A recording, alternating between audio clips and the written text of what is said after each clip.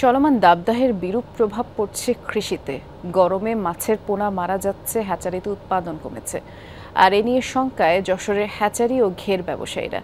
নানা পদক্ষেপ নিয়েও বাঁচানো যাচ্ছে না মাছ আর ডিম। শেকড় থেকে শিখরে। গ্রীষ্মের খরতাপে পুড়ছে প্রকৃতি, স্বাভাবিক তাপমাত্রা থাকছে না পুকুরে। দেশে হ্যাচারি শিল্পের প্রাণকেন্দ্র যশোর। ছোট বড় বেশ কিছু মৎস্য পোনা উৎপাদন ও বিক্রয় কেন্দ্র এখানে, যার অন্যতম চাচরা মৎস্য হ্যাচারি। এখান থেকে প্রায় সব ধরনের দেশীয় সাদা মাছের রেণু পোনা উৎপাদন করে বিভিন্ন জেলায় সরবরাহ করা হয়। তবে তীব্র তাপ প্রবাহের কারণে পানিতেই মারা যাচ্ছে মাছ, নষ্ট হচ্ছে ডিম।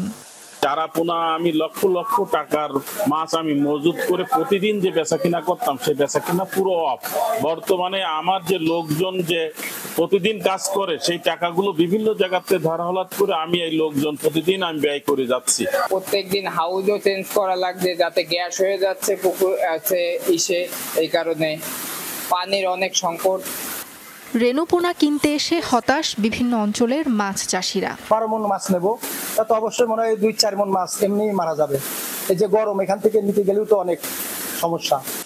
জেলা হ্যাচারি মালিক সমিতির সদস্যরা বলছেন, তাপমাত্রা স্বাভাবিক রাখতে বারবার পানি পরিবর্তন করেও মিলছে না সুফল।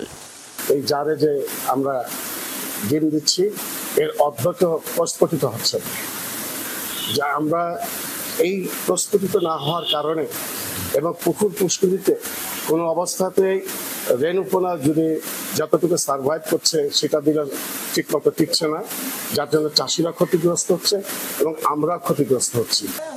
জেলায় প্রায় 40টি পোনা উৎপাদনকারী হ্যাচারি রয়েছে, এর মধ্যে সচল 25টি।